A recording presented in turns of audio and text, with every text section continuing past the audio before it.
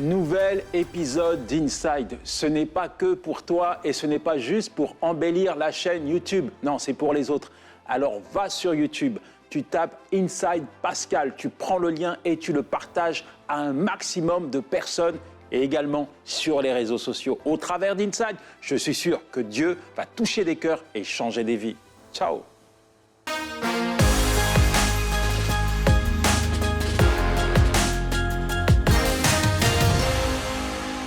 Bonjour et bienvenue dans l'émission Paroles de femmes. Cette semaine, nous parlons des 5 langages de l'amour et aujourd'hui, nous allons voir notre dernier sur la liste qui est le toucher physique. Alors, si pour l'instant, aucun des langages ne vous avait trop parlé, peut-être, en tout cas j'espère, que celui-ci sera le vôtre et j'espère aussi que vous aurez pu discerner quel est le langage d'amour de vos proches, de votre mari, de votre femme, de vos enfants pour pouvoir apprendre à parler leur langage, même si, oui, c'est tout un apprentissage et que c'est pas forcément inné, que ça demande beaucoup d'intentionnalité, quelquefois aussi beaucoup d'efforts et d'apprentissage, tout comme ça en demanderait pour apprendre une nouvelle langue dans notre vie.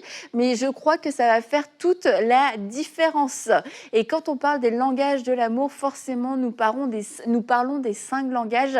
Ce livre écrit par Gary Chapman et moi j'ai la version ici miniature, la version les 5 langages de l'amour pour les nuls, si je puis dire ça comme ça.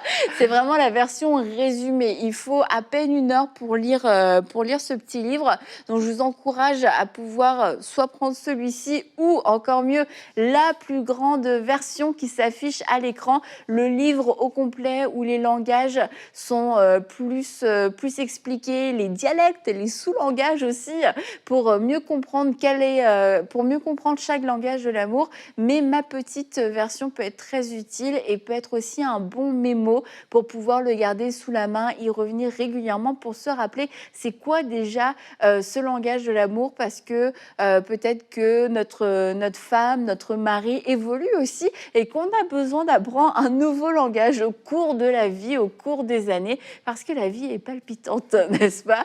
Donc nous parlons aujourd'hui du toucher physique. Alors les filles, le toucher fait partie des 5 langages de l'amour.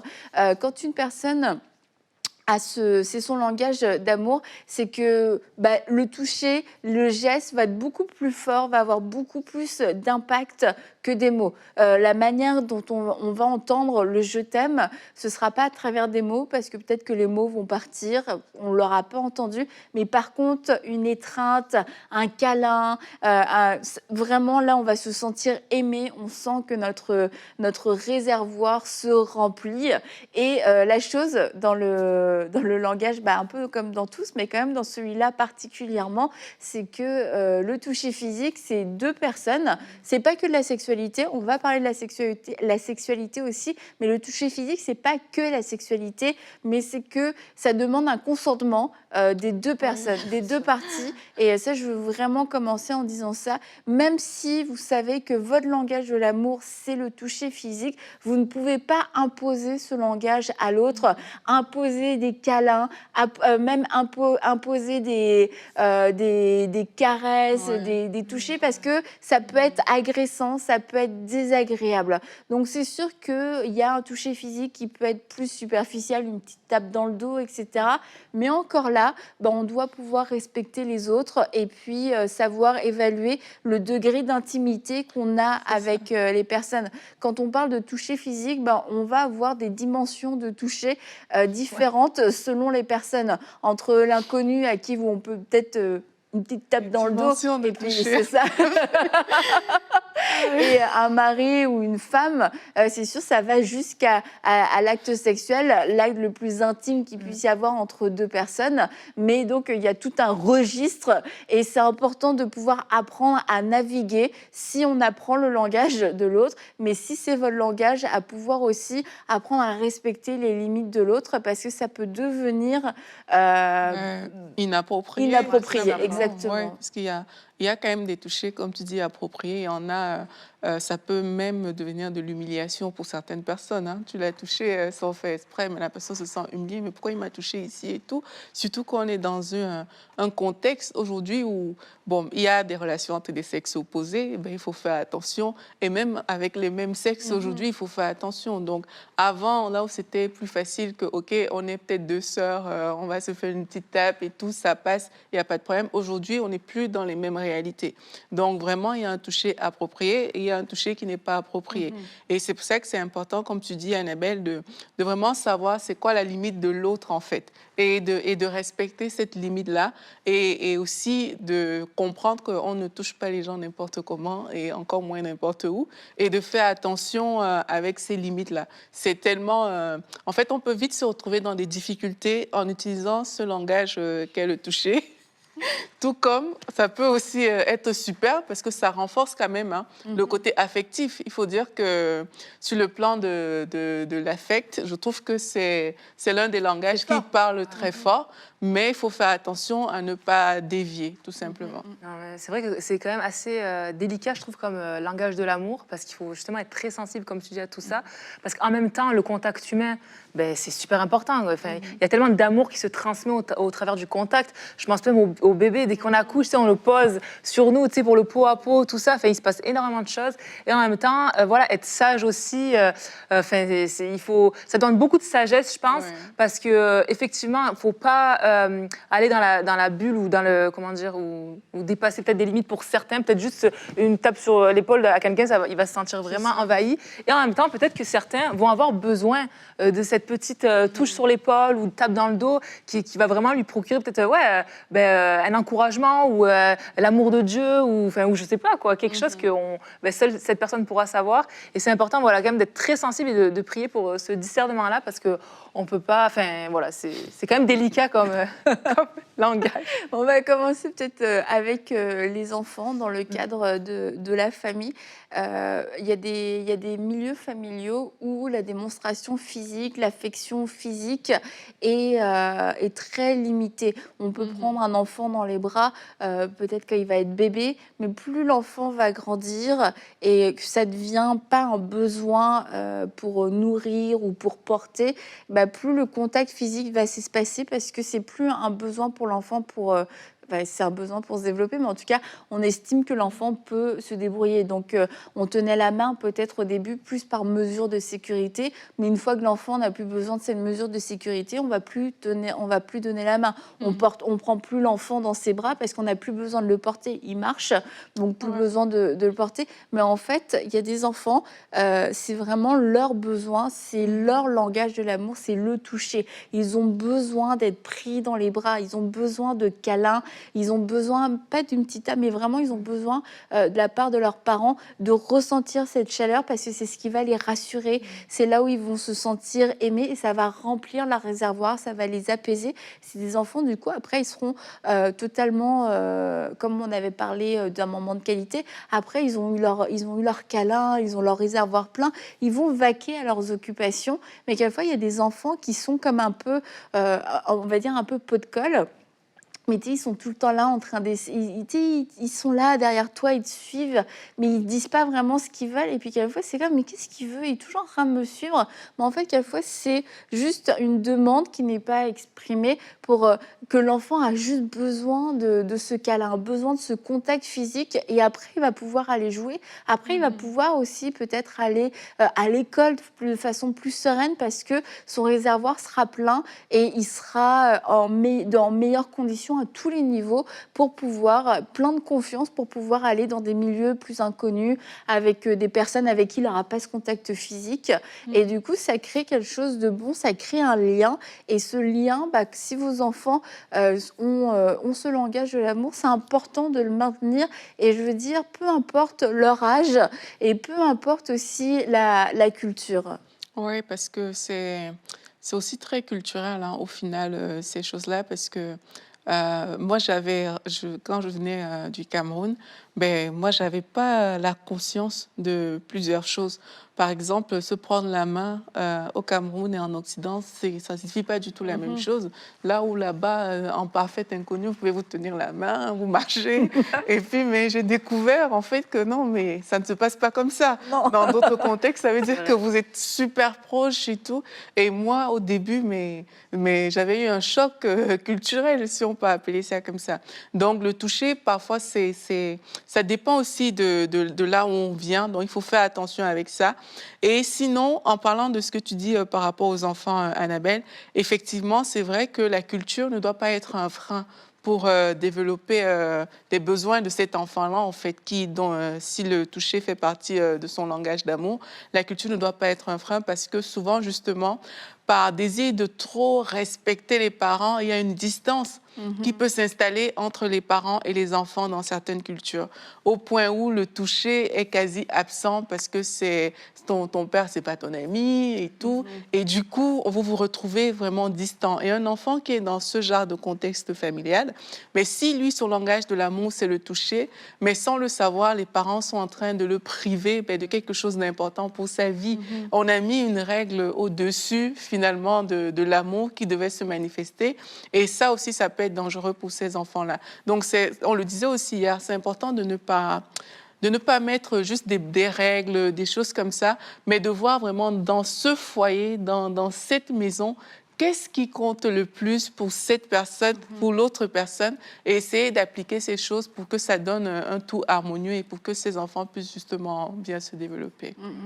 Et là, on va parler aussi du couple, parce que, comme je l'ai dit tout à l'heure, le toucher prend une autre dimension aussi dans le couple et va jusqu'à l'intimité sexuelle. Et c'est dans le seul cadre où le langage de l'amour, du toucher, va jusqu'à la sexualité, c'est dans le cadre du mariage. Et comment ça peut paraître un peu cliché, quelquefois on dit « Ah oui, les hommes, ils ont des besoins, etc. » C'est leur langage de l'amour. Alors, premièrement, tous les hommes n'ont pas comme premier langage le toucher, mais des hommes ont le langage du toucher et ça fait pas d'eux des pervers, ça fait pas d'eux des hommes complètement déséquilibrés. C'est un des langages de l'amour et on l'a dit en début de semaine, il n'y en a pas un qui est mieux que l'autre. C'est notre réservoir qui a besoin de tel ou tel langage. Et en tant que femme, je veux vous encourager, si votre mari, c'est son langage de l'amour, c'est d'apprendre à parler ce langage-là et à ne pas croire que c'était forcément charnel, que c'était forcément un déséquilibre. Et c'est la manière dont votre mari se sent aimé. Et ça va jusqu'à la sexualité, mais il n'y a pas que la sexualité. Il y a tous les gestes aussi amoureux, les gestes tendres qu'on peut avoir et qu'on peut développer, se tenir la main, être plus proche plutôt que d'être un bout à l'autre sur le canapé. On va être à côté, on peut poser une main sur la cuisse, on ne va pas passer 3 heures en ne se touchant pas. Et quand on dit se toucher, quelquefois dans le cadre du couple, on pense tout de suite à la sexualité et forcément des gestes, certains gestes ne sont pas appropriés même pour un couple dans certains lieux, dans certains endroits. Il y a des gestes qui sont réservés à l'intimité, mais un couple peut avoir cet échange et se toucher en public, comme je l'ai dit, en se donnant la main, en se prenant par l'épaule, etc. Et ça, c'est pas approprié. Au contraire, et c'est quelque chose, on peut être intentionnel si on sait que son conjoint, c'est son langage de l'amour, c'est de dire, oui, moi, je pourrais vivre toute la journée en étant à côté, mais sans le toucher. Mais si je sais que c'est son langage de l'amour, je vais penser, ah oui, on ne s'est pas touché depuis un moment, je vais aller m'asseoir à côté, je vais toucher ses cheveux, je vais prendre sa main, bref, quelque chose pour créer ce contact qui remplit le réservoir. Il n'y a pas quelque chose comme ça, justement, où quand tu prends dans les bras pendant 15-20 secondes, ça vient justement augmenter le compte. Ouais. Il aurait fallu faire une petite recherche pour avoir les mots précis. Non, mais ça me parlait parce que oui, mais dans le même sens où c'est important le contact, ouais. même dans le couple et tout, c'est important même de se tenir même juste quelques secondes pour l'amour, pour le couple et tout ça. Et tu parlais, c'est ça. Et ensuite, j'avais un exemple, un petit exemple au niveau du toucher. C'est que moi, mon mari, son langage d'amour premier, c'est le toucher physique. Et justement, au début du mariage, donc on vient de se marier, mon mari, tout content, il s'est dit, cool, je vais enfin dormir avec ma femme, je vais pouvoir la coller tout le temps. Il était super content, vraiment, là, grand rêve et tout. et puis finalement, voilà, ça n'a pas pris de jour. Non, je plaisante. Mais dans le sens où, je plaisante pas, mais que, en fait, lui, il aimait vraiment dormir collé. Il voulait vraiment dormir, mais collé à moi. Genre, on s'endort comme ça, mais on se réveille comme ça. Tu vois. Et c'est vrai que moi, ça a été dur parce que je voulais pas le repousser, mais moi, c'est pas possible. Tu vois. Pas que je ne l'aime pas, mais je n'arrive pas à dormir si je suis collée. Et ça n'a pas été évident parce que lui, du coup, si mince, c'était quelque chose qui lui faisait vraiment plaisir. Et moi, en même temps, j'étais partagée parce que, tu sais, en plus, en pleine nuit, des fois, tu te rends pas compte, tu repousses un peu parce que tu es comme, moi, j'ai envie de dormir. Et bref, finalement, tout ça pour dire qu'on a communiqué là-dessus. Tu vois, je lui ai expliqué mon cœur. J'ai dit, écoute, c'est pas du tout que je veux te rejeter, je t'aime, je veux te repousser, je t'aime et tout ça. Mais est-ce qu'on pourrait trouver une autre façon, peut-être, voilà, que je puisse rencontrer ton langage? Parce que ça, pour moi, c'est. Parce que moi, je vais pas dormir. J'ai d'une humeur pourrie, donc je pense que ce sera pas ton avantage. Les conséquences vont être pires que ton langage d'amour à ce moment-là. Mais dans ce langage d'amour, comme pour les autres, en fait, c'est que quand on ne parle pas le langage, l'autre peut le vivre comme un rejet. Et le fait, quelquefois, d'avoir une personne qui est réticente au toucher, c'est toute la personne qui se sent rejetée. Tu te sens rejetée dans tout ce que tu es. Tu te dis, elle n'a pas voulu mon câlin, je sens qu'elle était réticente quand je l'ai prise dans mes bras, quand je lui ai donné la main. Ça veut dire qu'elle me repousse, qu'elle me rejette, qu'elle n'accepte pas mon amour. Et c'est de se dire, c'est deux langages différents. Et quand tu n'es pas habitué à parler le langage du toucher, ça demande beaucoup d'apprentissage parce que tu vois, on l'a dit tout au long de la semaine, une parole valorisante, ça fait plaisir. Pas de problème, c'est pas ton langage, mais tu prends, c'est pas désagréable. Un moment de qualité, tu peux supporter, sauf si ça dure trop longtemps. Bon, peut-être que là, voilà, mais bon. Ça va, tu peux faire un truc qui va te plaire. On a vu quoi, les cadeaux. Bon, cadeau, ça fait toujours plaisir aussi, ça se prend bien. Les services rendus, quelqu'un qui te rend un service, même si tu n'en avais pas vraiment besoin, même si c'est pas comme ça que ton réservoir se remplit, c'est bien, ça ajoute un plus. Mais le toucher, si c'est pas ton langage, tu peux clairement vivre sans et en plus, tu peux vraiment ne pas aimer. Il y a personne qui est vraiment allergique aux cadeaux ou à une parole gentille. Mais il y a des gens, vraiment, le contact physique, c'est agressant, c'est désagréable. T'es dans ma bulle. Non seulement je me sens pas aimée quand tu me touches, mais je me sens agressée. Et il peut y avoir en plus tout un passif derrière, d'abus, de maltraitance, de tout ça. Donc c'est vrai que c'est pas facile à prendre en compte, mais c'est pour ça, c'est important, si c'est votre langage d'amour, de comprendre que en face de vous, vous avez des gens qui ont un passé, qui ont une histoire, et que le corps nous appartient. Et que quand normalement, on fait un câlin, on touche la personne, on est en train de, quelque part, de prendre quelque chose. Alors que dans les autres langages, on donne. Mais là, dans le langage du toucher, il doit y avoir cette réciprocité et cet accord. Et c'est pour ça que dans les autres langages, tu te dis, bon, au pire, tu as perdu un peu de temps, un peu d'argent.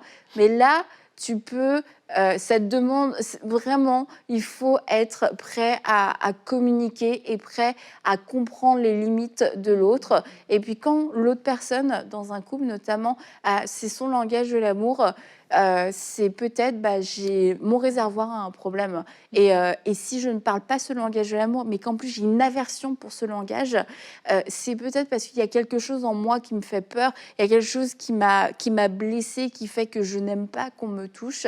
Et là, j'ai besoin que Dieu me touche. J'ai besoin que ce soit Dieu qui vienne me toucher, qui vienne me rassurer et que je puisse recevoir cet amour physique de Dieu pour pouvoir le supporter d'une autre personne et aussi pour pouvoir apprendre à le donner.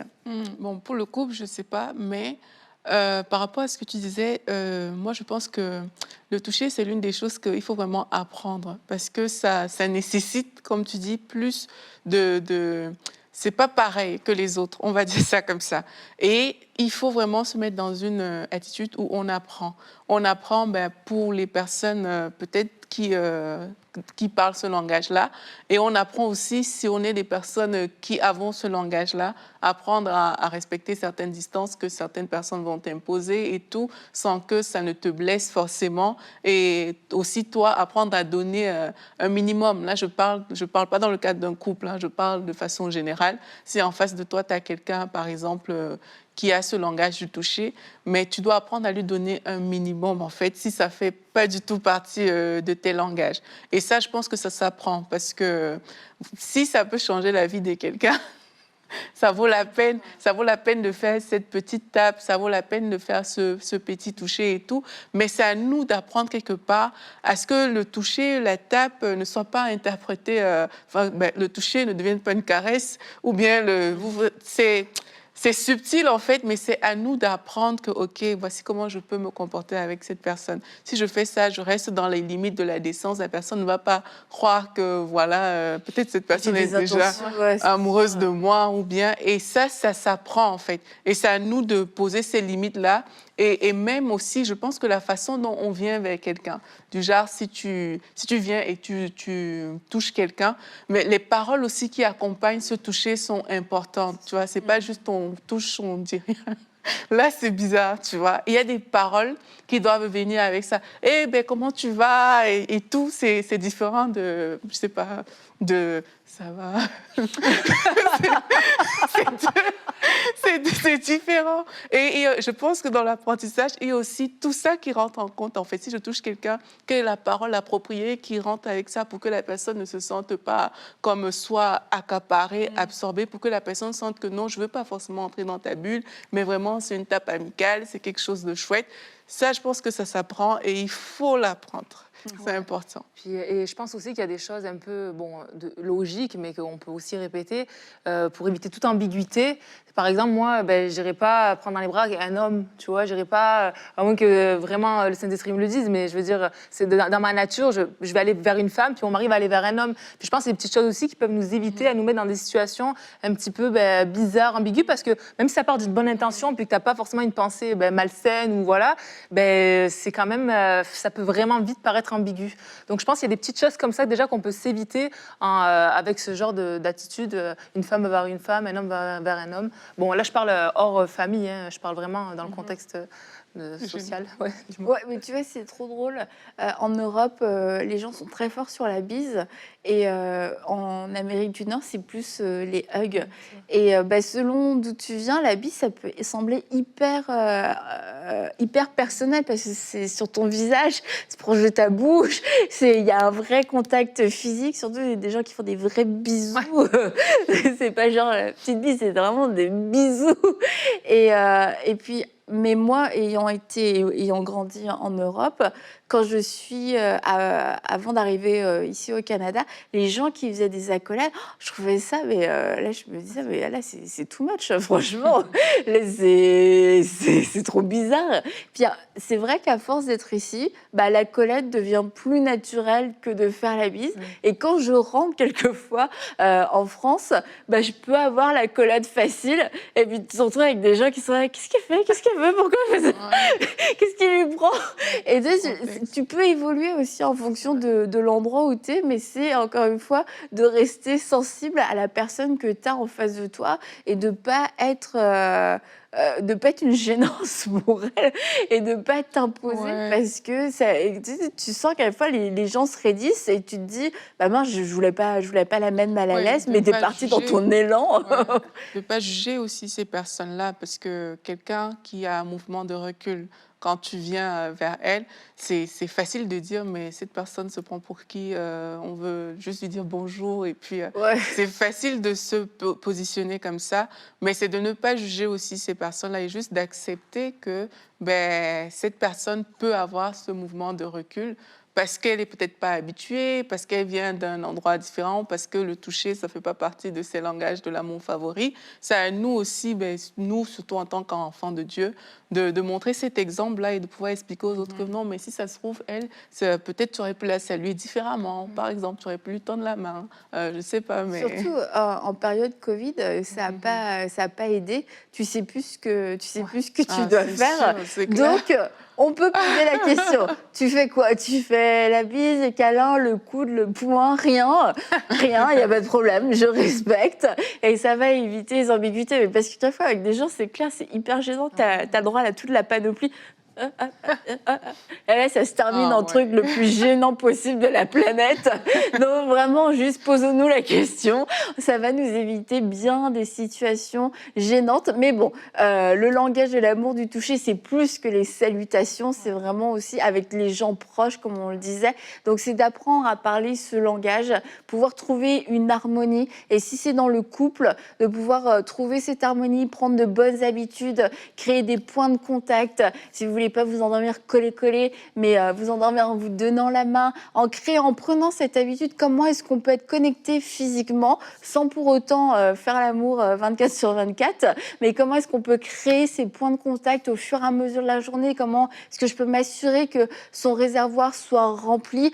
Si vous avez un enfant dont c'est le langage de l'amour, je vous encourage vraiment aussi à prendre le temps de prendre cet enfant dans vos bras, peu importe son âge, et vous encourager particulièrement si ce sont des adolescents ou des adolescentes à continuer de le faire parce qu'en fait, ils ont besoin que leur réservoir soit rempli et ça va éviter que ces adolescents aillent remplir leur réservoir ailleurs et ils peuvent avoir cet amour, cette tendresse, cette affection de façon pure avec vous en tant que parent, en tant que papa, en tant que maman. Alors prenez le temps, peu importe l'âge de vos enfants, de pouvoir les prendre dans vos bras, de pouvoir leur toucher les cheveux, gratter le dos. C'est autant de choses qui vont remplir leur réservoir affectif. Et aujourd'hui, donc toute cette semaine, on a parlé de 5 langages de l'amour. On a parlé, le premier, c'était quoi? Parole valorisante. Yes, parole valorisante. Après, moment de qualité, Cadeau. service rendu et toucher physique. voilà. Donc, j'espère que vous aurez pu apprendre, voir quel était votre langage et puis aussi voir quel était le langage de l'autre pour que vous puissiez aimer. Comme la Bible nous le demande, c'est le commandement que nous avons reçu, aimer notre prochain. Et c'est l'aimer comme lui va se sentir aimé. Et Dieu nous aime de cette façon-là, d'une façon qui nous est individuelle, comme si on était unique, comme si on était son seul enfant, sa seule fille, son seul fils. Il sait exactement comment nous parler, quel ton employer avec nous, comment créer un moment de qualité avec nous. Il prend ce temps de nous aimer. Alors nous aussi, nous devons apprendre à prendre ce temps d'aimer les gens de façon qualitative, les aimer comme eux veulent être aimés. Et je vous assure que dans vos relations, je veux juste le dire, je l'ai dit, je pense, dans la semaine, on n'est pas appelé à remplir tous les réservoirs de la planète entière, d'accord? Mais faisons-le pour les relations dans lesquelles nous sommes pleinement impliqués, ces relations qui sont très proches, c'est-à-dire notre couple, c'est-à-dire nos parents, si on est un enfant et qu'on habite, on a un jeune et qu'on habite encore chez nos parents, ou en tant que parents avec nos enfants, dans ce cercle extrêmement proche, apprenons à remplir le réservoir de l'autre et vous allez voir que ça va activer un système et qui fait que chacun va vouloir remplir le réservoir de l'autre et qu'on va pouvoir être comblé dans nos besoins, qu'on va pouvoir apprendre à aimer et que nous aussi on va être aimés et que ça va nous permettre d'avoir des relations de plus en plus épanouies. Mais parler le langage de l'autre, c'est un apprentissage, ça demande un don de soi, de s'oublier, d'aller au-delà de notre propre langage et de pouvoir donner. Et la Bible nous le dit, il y a plus de plaisir à donner qu'à recevoir. Alors vraiment, nous prions que le Saint-Esprit puisse vous aider dans cet apprentissage de ce langage de l'amour. Et je vous rappelle que vous avez le livre qui est disponible, ma mini-version, ou la grosse version, les 5 langages de l'amour de Gary Chapman. Et que le Saint-Esprit puisse vous enseigner, vous conduire, vous enseigner et que vous puissiez surtout voir les fruits de cet amour qui change, cet amour qui transforme votre couple et qui transforme votre famille aussi. Et on se dit à très bientôt pour une prochaine série de Paroles de femmes.